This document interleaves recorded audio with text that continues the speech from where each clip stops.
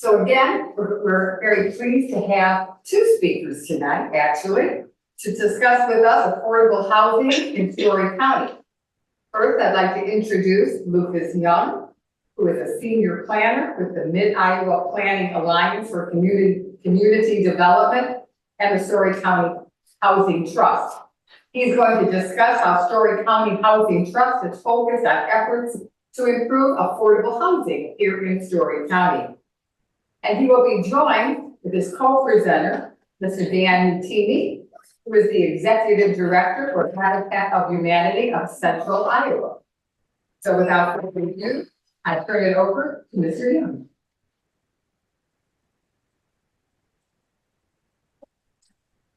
Good evening.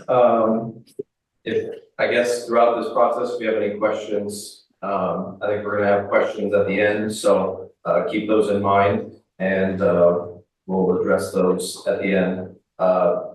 They asked to speak for about 45 minutes, so we'll try to shoot for that and then get to some questions. Just kind of the ideas or the agenda for tonight. I just want to give you a background of what housing trust funds are, how the Story County Housing Trust fits into that. I'll talk a little bit about affordable housing and more so affordability, and then what you can do, and then also I'll turn it over to Dan to talk about what Habitat for Humanity of Central Iowa is doing in the area. As noted, I work for the Mid-Iowa Planning Alliance for Community Development. I know that's a mouthful, but we're a regional, 7-county regional entity, of which includes Story County. We also have Boone County, Dallas County, Polk County, Jasper County, Marion, and Warren counties. Within those counties, we do a variety of community development activities. Specifically here in Story County, we administer the Story County Housing Trust.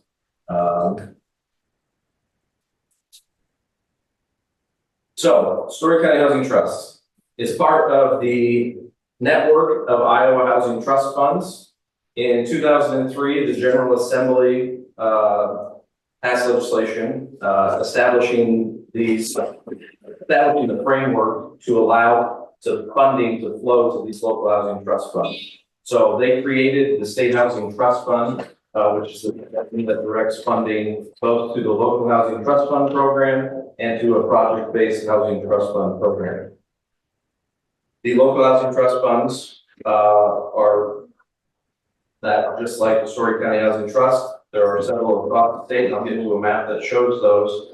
But both of them, both local housing trust fund program and project-based housing programs, have a competitive, the local housing trust fund program has a non-competitive application annually. And for next year, all of the local housing trust funds across the state will be receiving a combined total of $12.5 million.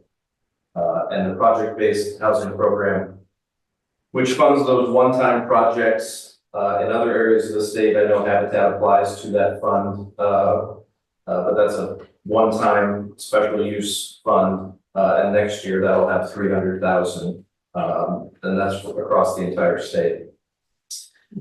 The source of funds that flow, that almost $13 million that flows to the State Housing Trust Fund, that source of money has evolved since the inception in 2003, and there's always desire to change that down at the State House. But the bulk of the current funding comes from the real estate transfer tax. Local housing trust funds have a significant amount of flexibility to direct dollars towards affordable housing projects.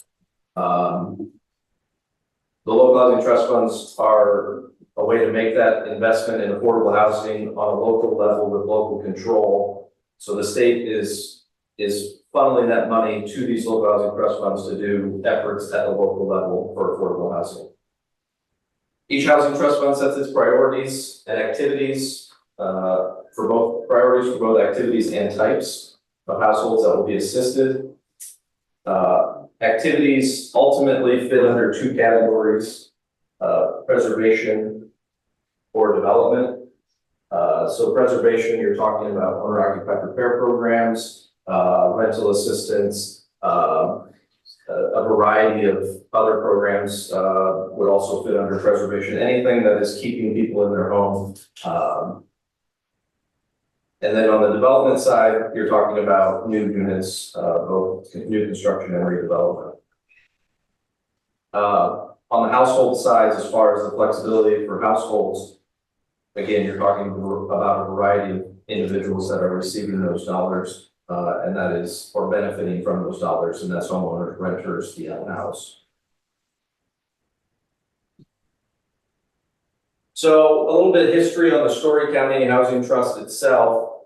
This map is circa 2010. It's really washed out here.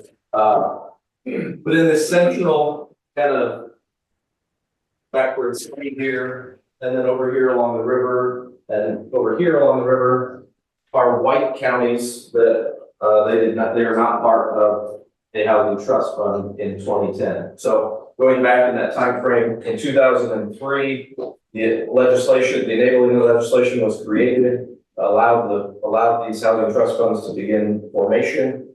And by 2010, most of the state was covered.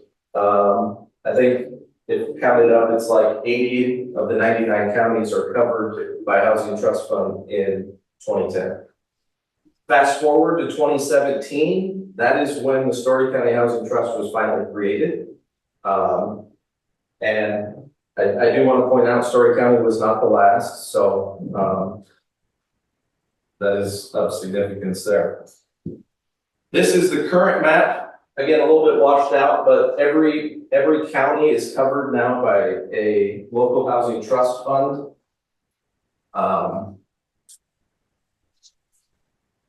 Because the entire state is covered, there's been more of an appetite, again, with the funders at the State House to continue to grow that fund as far as what is being funneled towards housing trust funds. I believe it was last cycle or the last session, the House passed 95-0. And again, anything 100% of those voting is pretty rare. But the House passed 95-0 to increase funding, and then it died in the Senate. So there's an appetite there, and maybe at some point that fund amount will continue to grow. But it's helpful that the entire state is now covered. And I'll note here, there's some different numbers on here. Housing trust funds don't have to be specific to a county. You can have a regional housing trust fund, or you can have a city housing trust fund. There's certain requirements for each of those. To have like a city housing trust fund, you have to have a certain population level to be able to do that.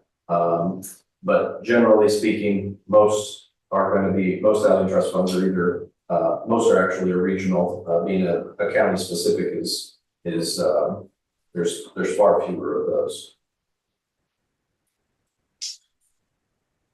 So the Story County Housing Trust, as I noted, was organized in 2017. They got their first allocation of funding in 2018. It's a board of 12 people.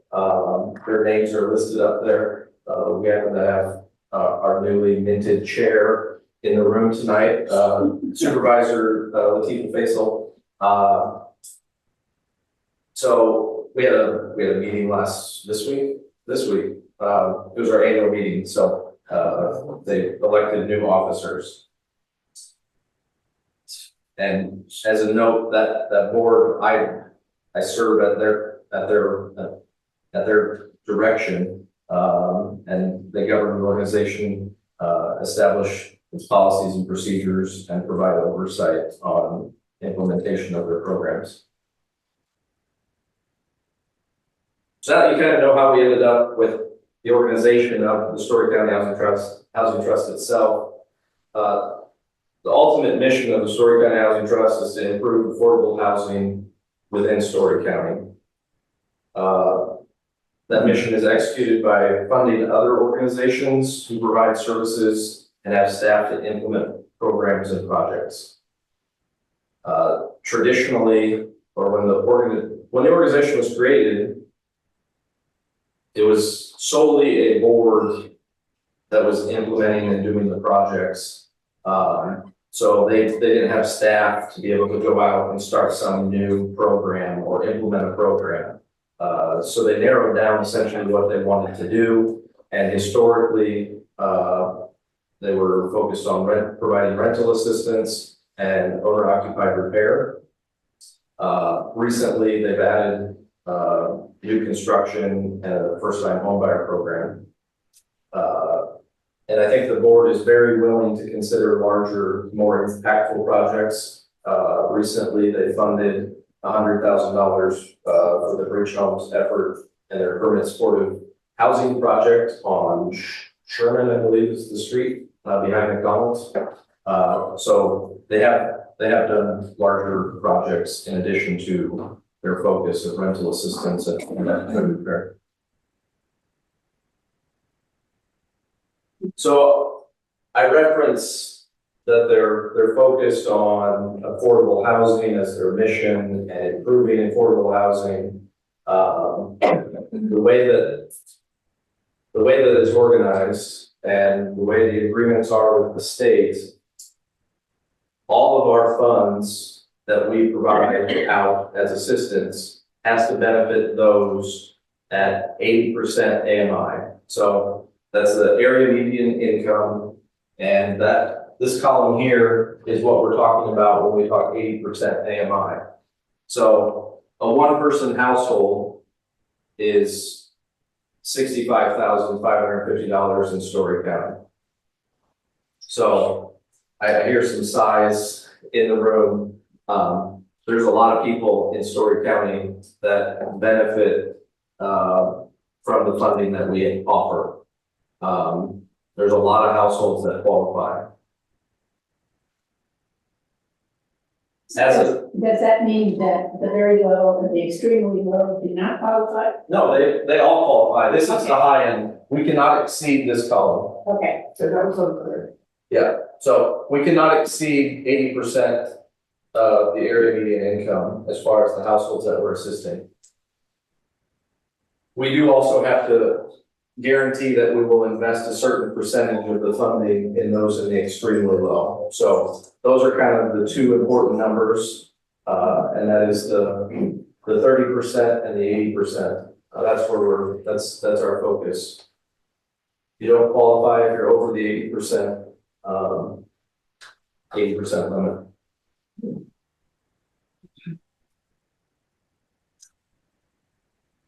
So on the funding side of things, in 2018, their first award from the state was $239,000. Fast forward to next year, they'll be receiving $382,000. With any funding that we spend on any housing project, we have to match that with local dollars. So that's money that's raised within the county by the Story County Housing Trust. So in 2018, they had to raise $59,000, and that $59,000 then gets matched with the state dollars and distributed out to the organizations and ultimately the homeowners, those receiving rental assistance, etc. In that first year, raising $59,000, I wasn't here then, but I'm sure that was a lot easier than when trying to raise the $95,000 that we have to raise every year now. Much of our funding comes from government entities. So nearly every city in the county provides funds, and Story County itself provides funding for the organization as local match. So every year we're asking them for additional funds to help with that continued rise in state level funding. We also have reached out to banks, at different times, and they've provided, either annual or one-time donations. And then we also have folks, who just believe in what we're doing, and we get those types of donations as well. I know there's a couple of folks that have us on their United Way, donation list, so we get, a quarterly check from United Way as part of that allocation. I have a note there on the screen, that match was less than 22. So post-pandemic, the state was going to be increasing the awards, and so they reduced the required local match. But now they're back up to that 25% mark. So we've stair-stepped back up.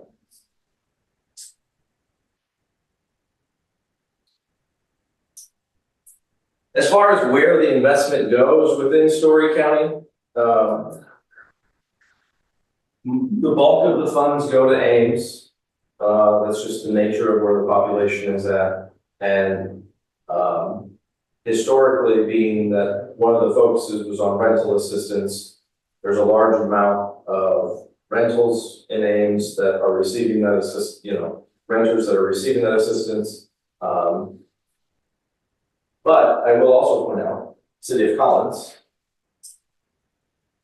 they have actively been a willing participant with the Story County Housing Trust.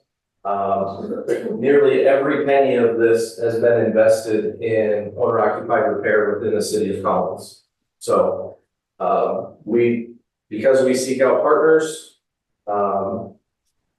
they were a willing partner. They applied for funding and they continually receive funds. So they've made significant investments in some of their dilapidated properties. I know have received out of those funds.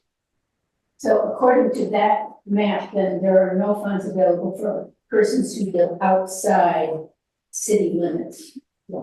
So the way that, because it goes by zip code, so I don't put a dot on where people live. Okay. If their zip code is Roland, but they actually live out in the country, then, Okay. and I know that's happened. Okay. But we just give the Roland zip code on the map, so that's a good point.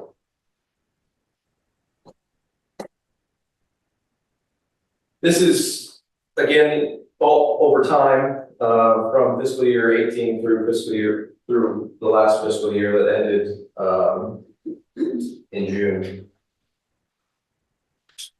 The funding has been relatively evenly split between the red is homeowner households, so that's owner occupied repair, home repair projects. On the left side, it looks kind of blue, but that is rentals. So that's the rental assistance that we've provided since fiscal year 18.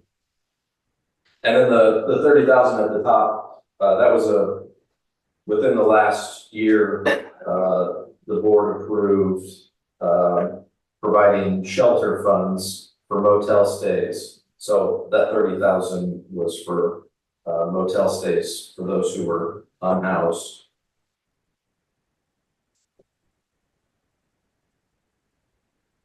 This is now looking at the investment by income level. So we're going back to that.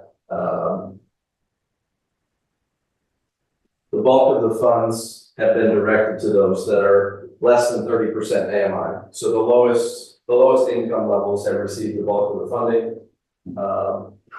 And those between 30 and 80% of the area median income have received essentially the other quarter.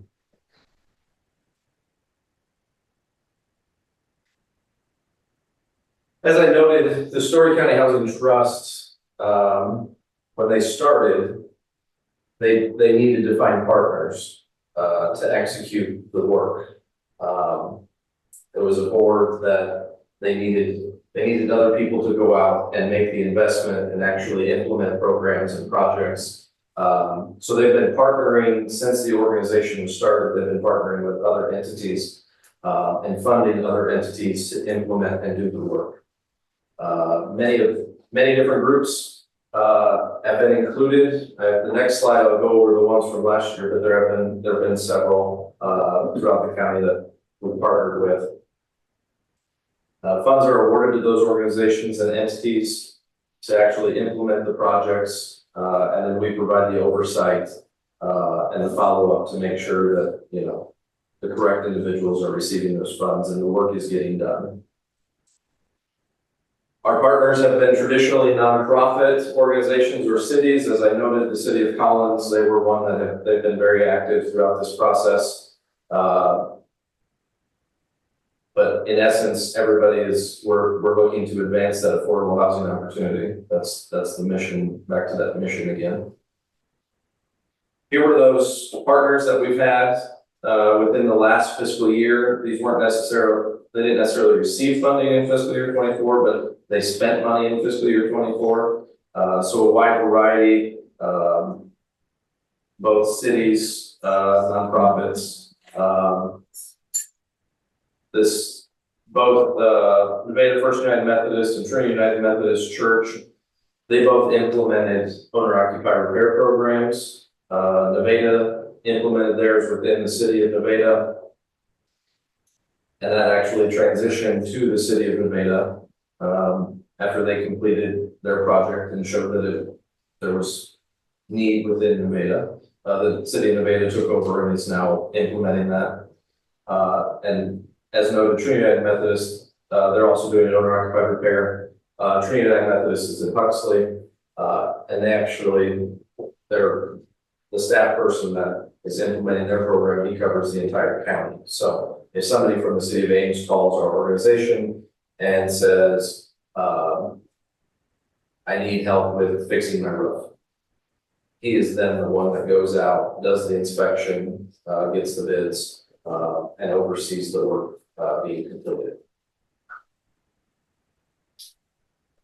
I'll note on Story County Environmental Health, that's a little bit different partnership, but similar in that they're implementing a repair program to replace septic systems. So they had an issue with people coming in, and or the county was telling environmental health was telling them, hey, you need to update your septic, and they didn't have a way to pay for it. So we provided funding so they could have a grant program with those folks that were unable to afford through the traditional means of updating their septic systems. So I've said multiple times now that the Story County Housing Trust funds other organizations. Well, that's evolved over time, and we're now doing more as an organization. I'm quote unquote the staff person administrator, so they have me available to go out and do other things that they hadn't had in the past. And we have that capacity to help out in that way. So recently, well, it's been a couple of years now, but Story County Housing Trust applied to Story County Board of Supervisors requesting ARPA dollars, which is the American Rescue Plan Act. Those funds that were allocated post-pandemic. So the board applied for 2 different programs, Homes for Iowa and a first-time homebuyer grant program. So the Homes for Iowa is, in addition to the ARPA funding, we added in some of our state funding to build 2 houses. The homes are manufactured by Iowa Prison Industries in Newton, and this Homes for Iowa is what they call the product that Iowa Prison Industries produces. And we have 2 homes currently under construction, one in Nevada and one in McCallsburg. And I'll have some pictures on those in a couple slides. The first-time homebuyer grant program funded by the Story County Supervisors through our same application is for $5,000 grant program for 10 first-time homebuyers. We've used or allocated 6 of those, 4 of them remain. And when that funding is gone, the board itself, the Story County Housing Trust Board, will need to reevaluate that program and determine if we want to use future dollars, that future allocation for fiscal year or calendar year 25, if we want to, continue that investment in the first-time homebuyer program. The Homes for Iowa project, that's intended to be a revolving fund essentially. So once we sell the house, we'll do another and continue that process. And the intention would be to continue it in different communities throughout Story County. So the first one, and I'll just point this out, it's a relatively normal process for a house. I mean, we're pumping the concrete in for the basement. It's a poured concrete basement. But the different part about Homes for Iowa is it comes as one piece. So the house is done when the house itself is complete when it's delivered to the site. Everything in the house is there except flooring and appliances. But you'll even see here on the end of the house, this is the AC unit. The house is wired. It's got all the plumbing and HVAC and everything is there. The furnace is in the house. Iowa Prison Industries comes and puts this beam. These are beams across the basement that actually slide the house into place. So this is the house once it's set. This is the one in Nevada. I was by there Tuesday and they got the garage framed up. So now that the house is there, we've now framed up the garage. And we'll have to put in flooring and things of that nature in the house. Because the next picture here is a couple inside. Left side is a bathroom. The right side is the living room looking into the kitchen. But essentially everything is in the house. How do you decide who lives there? What's that? How do you decide who's going to live there? It will be marketed. There's going to be, there's parameters both for Homes for Iowa as well as our state dollars. They'll have to be at below the 80% AMI. And then there's some Homes for Iowa requirements because their intent is that the house is made available at an affordable amount. This is the same thing but different. It's a house in the Carlsberg, different color, different front look, but inside looks exactly the same. So that kind of wraps up my Story County Housing Trust portion. Now I'm going to jump a little bit into more on the affordable housing side of things and discuss some statistics and some numbers that way. So affordable housing itself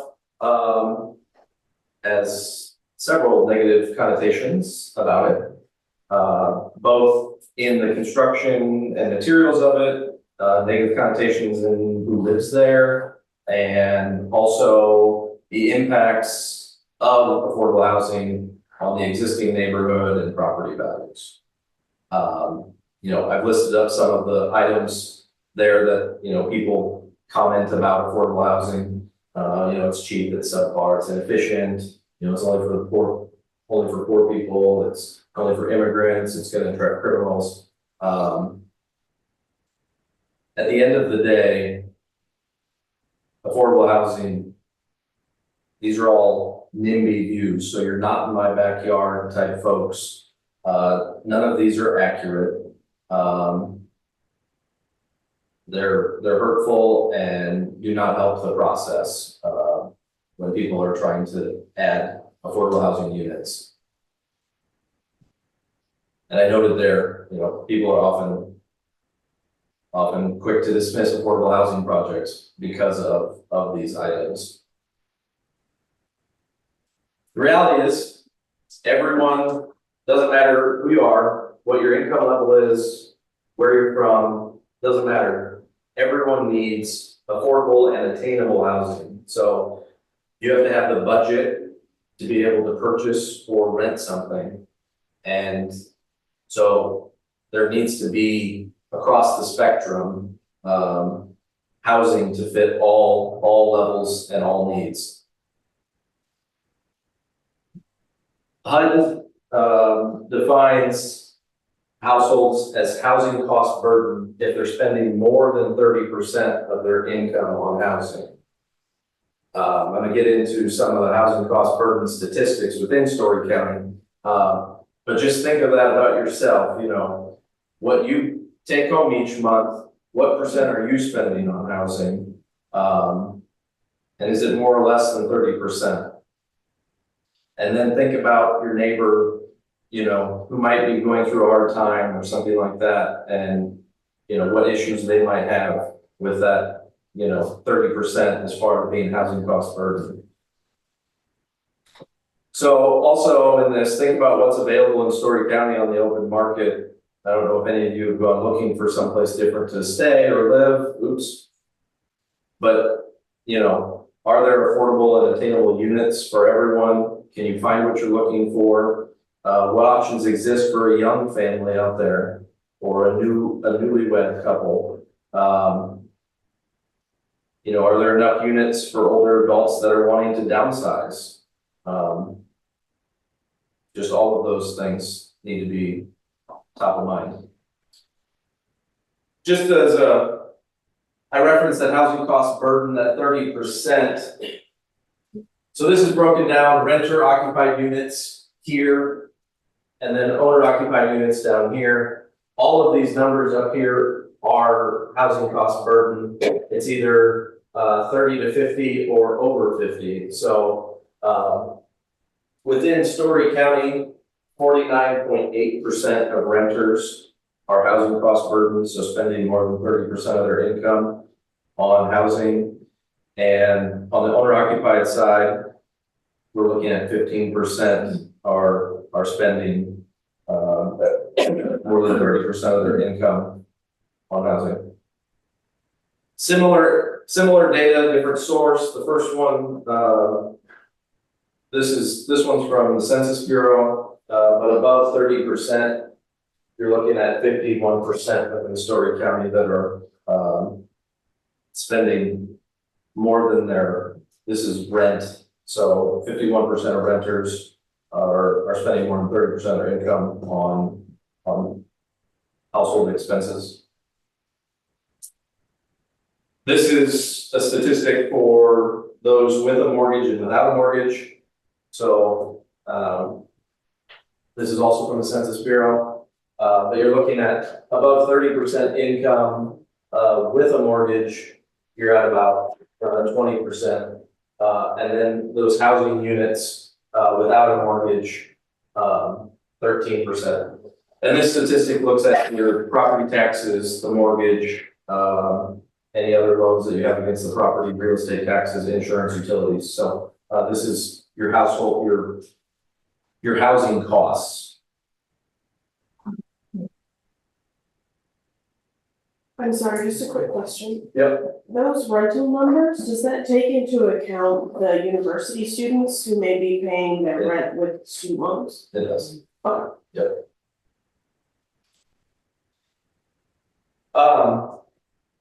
So really thinking about affordable housing, you should be thinking not about a structure or a unit. Really should be considering what the income levels are within the county or area and what is needed that way.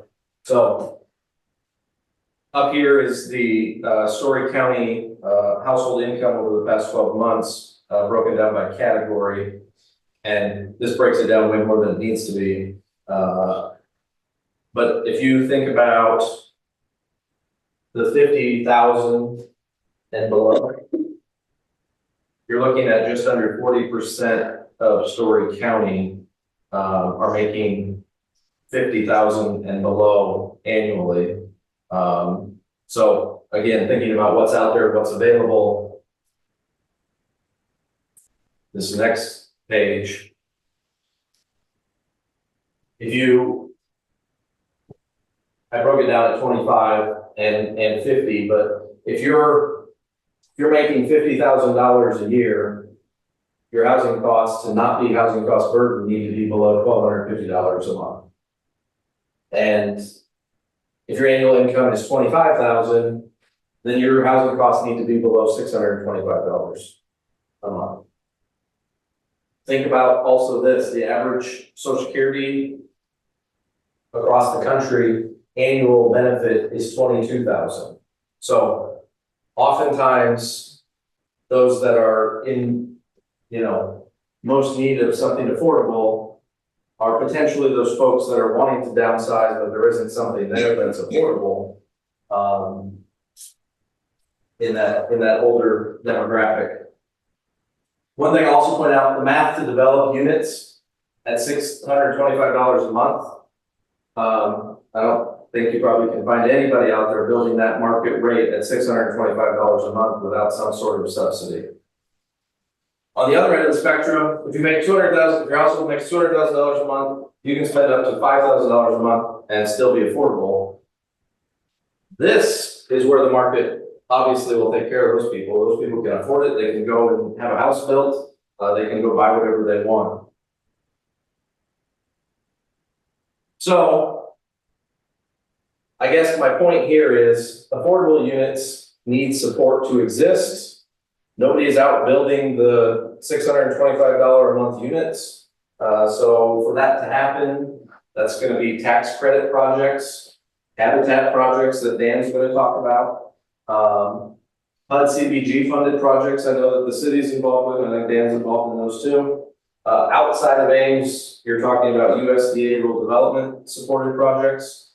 And I threw up Story County Housing Trust because we're here to try to help too on different things.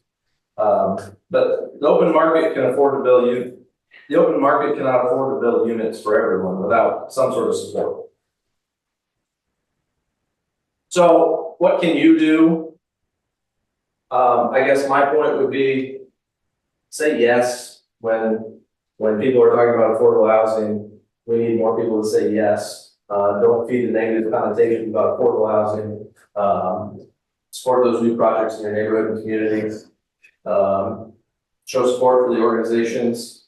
I'm gonna be a little biased and say you should support Habitat for Humanity and the Story County Housing Trust, whether it be in, I'm sure Dan has plenty of volunteer opportunities. And then I put up here two things because I think they're both super important in this space. The first one, if you want to learn about locally what is needed or any things that are happening, in 2021, Story County Supervisors commissioned a plan or a study, the Story County Housing Needs Study. If you Google that, it's on Story County's website. It's an extensive document that goes into specific units that are needed, where they're needed. So I suggest that. And then this bottom one, if you're, I don't know if I should have checked with the library to see if they had this before I plugged it, but Homelessness is a Housing Problem by Greg Colburn and Clayton Page Aldern. It's specific to homelessness, but I think it also explains the need for housing across the spectrum. And the lack of affordable units can cause problems, both for those who are homeless, and ultimately why that happens. It's a good read, I suggest it. So that's what I have. I'm now going to turn it over to Dan to speak about Habitat for Humanity of Central Iowa. Can you tell us how the board is chosen? I'm sorry, I didn't hear what you said. How is the board? Oh, the board is the board, I'm not sure how, I think the board was, when it was created, it was the people that were involved in the creation of the organization. Since then, they take nominations and election each year. There's a rotating cycle of, I think it's 3 or 4 spots that are up every year. So it's the board choosing more board members. Yes. Because Thanks for having me here this evening. Thanks for having us here this evening. I'm Danny Duquesne, and I'm Executive Director for Habitat for Humanity Central Iowa. And tonight I just want to do an overview of Habitat for those of you who aren't familiar with our work. I want to show some local projects that we have worked on and that we're working on right now. And then open it up, as Lucas said, for Q&A at the end. Also, if anybody has any questions during the presentation, feel free to just raise your hand and I can get to those as well as I go on here. So a little bit about what we do. We've been around since 1989. We serve Story, Hamilton, and Hardin counties. The last 5 years or so, we've been really concentrated locally here in Story County, in particular in Ames. The reason for that, as Lucas pointed out, is just high demand for affordable housing here. This is where the population is. This is where people want to live and work. And so we're trying to meet that need locally here. So what I'm going to show you here tonight are some projects that are based in Ames, but we do serve the 3 counties, Story, Hamilton, Hardin counties as well.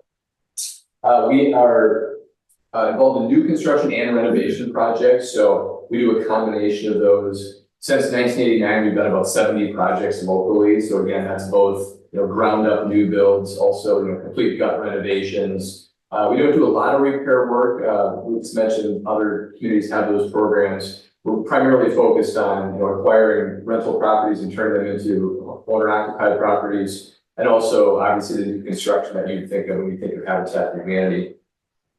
We have an office and a store located on Grand Avenue, 3504 Grand Avenue. So if you're not familiar with where that is, kitty corner of Walmart, the old Harlem Baptist Church building. We acquired that building about 5 years ago. We have a retail store there that I'll talk about in a little bit that helps fund our organization, pays a lot of our overhead, and also some of those dollars do go directly to fund our projects locally. So plugging the store here, it's a great store if you haven't been there. Lots of great materials, furniture, and things. But I'll get to that in a little bit. We rely, I think the one takeaway tonight that I would like to convey would be, and as Lucas talked about, we rely heavily on community support. And so when we finish a project, the bragging rights really go to the community because we're basically, I look at us as a pass-through organization. We're taking community dollars through our process, and then we're general contracting projects and finding families to occupy our homes. So we rely again heavily on community support. That can be businesses, individual contributors writing checks at the end of the year, that type of thing. Also grants and of course community partnerships that we have with organizations locally, and also some grant dollars and such at the federal level that we're receiving as well. So I want to show a few projects, as I mentioned, locally. This is a project we finished about a year and a half ago. This is on Grand Avenue, 1126 Grand Avenue, on the corner of 12th Street in Grand. And this is a partnership with the City of Ames. We do a lot of work in partnership with the City of Ames. As I mentioned, partnerships are really key to our work. This one in particular, the city used CDBG grant dollars to purchase what was a dilapidated rental property in that corner. They paid for the demolition of that property with those grant dollars. So then obviously that would save us. If we were going to the market and purchase a dilapidated rental property, we would be essentially purchasing at market rate and then demolishing that property. So financially, it just doesn't make sense for us to do that. So we did those partnerships. The city bought the rental property, tore it down, and sold us the lot, essentially below market rate to make our project viable. And then you'll see above, that's, we general contracted that entire project as the builder. So we hire all the subcontractors. We have construction management personnel that run the project as a general contractor would. We're also a lender too. So we're contractor and lender together. And so as part of the lending process, we work with the city to identify a home buyer that meets very similar to what Lucas was referring to, those income guidelines that 80% and below of the area median income, a family cannot earn more than that and purchase a Habitat home. And when I say purchase, that's the key word. There is kind of a myth that Habitat homes, we build them and give them away to folks. That unfortunately is not accurate. We do sell our homes to first-time local home buyers that live in. There's a requirement that they have to live in Story County for at least 6 months before purchasing a home. So there is an application process, not only through the city, but also Habitat. But again, there are income guidelines and we do sell them to families to occupy. And we do lend the money as well. And part of our policy is the affordability side, which is not to exceed 30%. So we set our mortgages at about 27%, and then the family pays back a monthly payment. And it is income based, so one family might make 50% of the AMI, one family might make 80%, and their monthly payments are adjusted based on that. That payment includes escrows for property tax and insurance, and also mortgage principal kind of bundled together, and that bundled payment cannot exceed 30% of their gross income. So this is a great project. We have a great local family there. We think this was a very successful build, and in partnership with our family, who also puts in about 450 hours of sweat equity. And if you're not familiar with sweat equity, it's basically the home buyer making an investment, not only in the construction of their property, but also we allow community volunteerism. Any investment they're making in their community, that could be volunteering at Food at First, for example. Families have done that in their faith communities as well. We count those hours to their sweat equity as well. So they're not just out there pounding nails. It really is anything they want to make that investment, and we count that towards their hours. So the next project I want to show, this is our bigger project. This is kind of the biggest thing we've done recently to date. This is in the Baker subdivision. So if you're not familiar, it's a lot of times called the old middle school site, west of State Avenue, south of Lincoln Way. And we were fortunate enough to be awarded a $1.5 million ARPA grant that is reimbursable on about 75% of the construction costs for our project. And that was the impetus to partner with the city on selling us 8 lots side by side along South Wilmouth Avenue, south of Tripp Street, which kind of goes through, bisects the subdivision. And if you go out there now, there's a multifamily project that's getting started to the east of these homes on a larger lot. But we own these 8 properties right here. They're all single family lots. These are considered affordable lots in the subdivision. The subdivision is a combination of affordable lots and also market rate lots. So it's kind of a mixed income development. We own 8 of the 15 affordable lots, and these are those 8 lots. So we embarked on this project April of last year. And I just want to show you quick the floor plan that we're doing. For efficiency, we have developed a concept where we're basically building the exact same floor plan. We're mirroring every other property and doing different things with the exterior siding, just to kind of mix up the different looks of it. But first floor is 1,100 square feet with a single car garage. And that's dictated by the requirements of the subdivision. There's a minimum square footage for the footprint, and we've hit that basically right on the head just to be as efficient as possible. Again, single car garage, that's a requirement of the subdivision. These homes are connected to geothermal, which is going to save energy costs over time for the families. Each home lot has city provided geothermal wells that we connect up to. It's a 3-bedroom home, so there's 2 bedrooms on the first floor, an open living space, kitchen, mudroom, they're on the top right. And then the basement is partially finished with another 3rd bedroom and a full bathroom in the basement. And there's some unfinished space in the basement based on the family size. We could either finish it out. For example, if we had a larger family that needed a 4th bedroom, we would finish that. Otherwise, we leave it for the family to finish to their liking. Yes? And the windows that show in the basement, those are the access to the base. You have to have a separate access. Yeah, yep, for egress, yes, correct, yep. And then the basement mechanical space and the stairs downstairs, but again, that unfinished space could be a family room, it could be an office, another couple bedrooms actually. So we just wanted to leave it flexible, and it also reduces the cost of the home, not only the habitat, but also the sale price to the home buyer. And these appraised at about $270,000 in 2024 dollars, and that's what, per our policy, that's what we sell it to the home buyer for, is appraisal value. So this just kind of gives an overview of the plan that we're building. This is a current picture of what we've accomplished so far. The first 3 homes right here along Tripp and South Wilmouth were completed. Our last one was completed about a month and a half ago.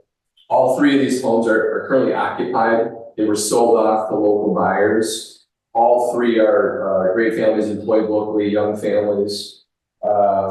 And we've started 3 more homes adjacent to those.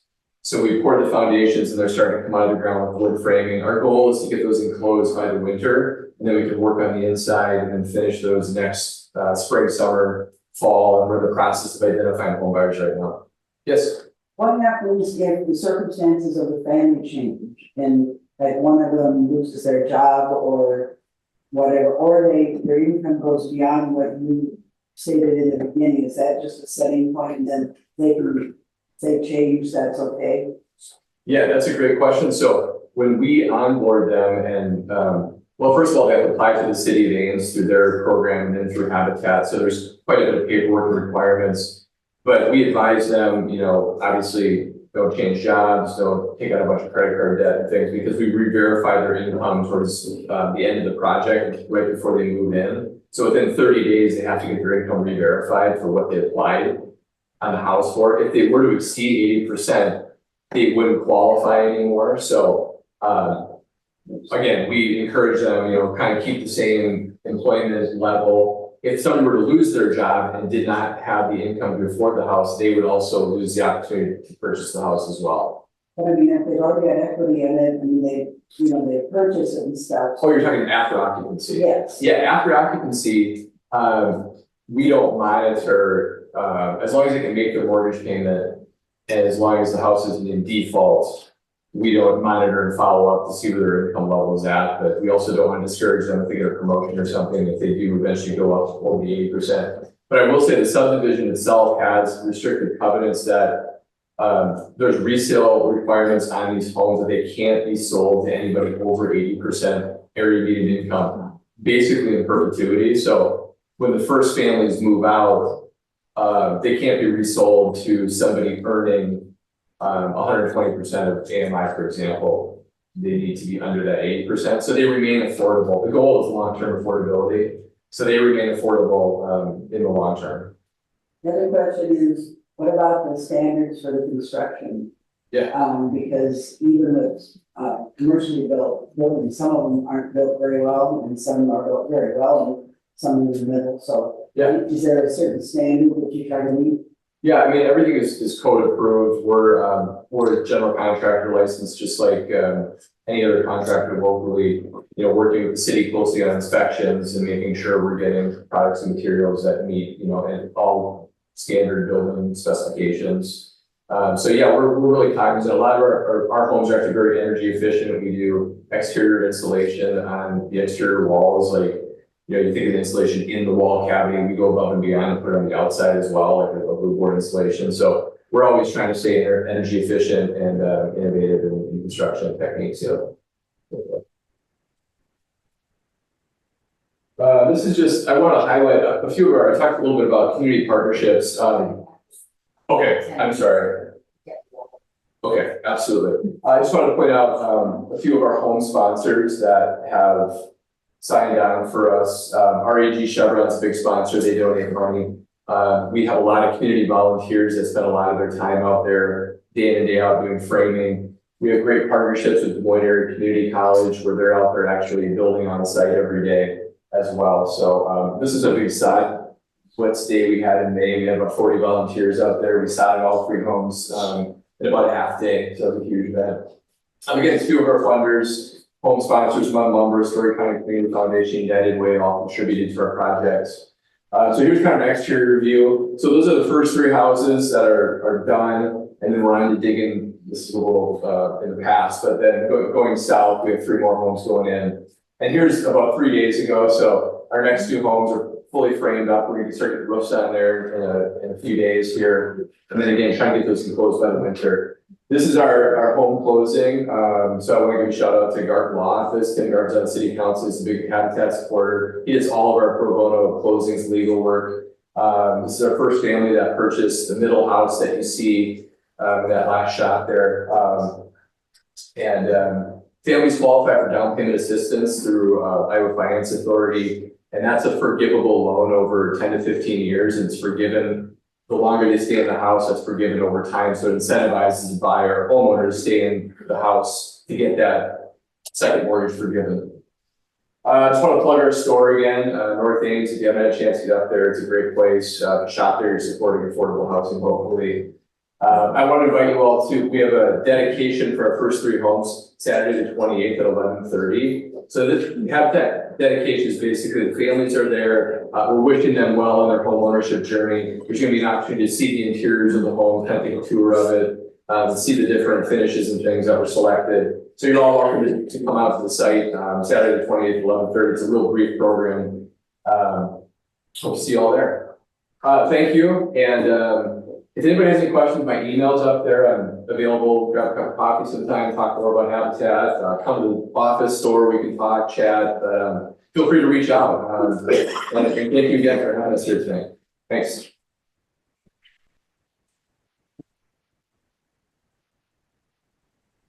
Fascinating presentation, and but we are a little over time. So I'm gonna close it out here, but maybe if our speakers are willing to stay after, if people have questions, would that be okay? There are little bookmark cards at the table that list some of our programs. You might want to take one on your way out. And again, let's thank our excellent speakers.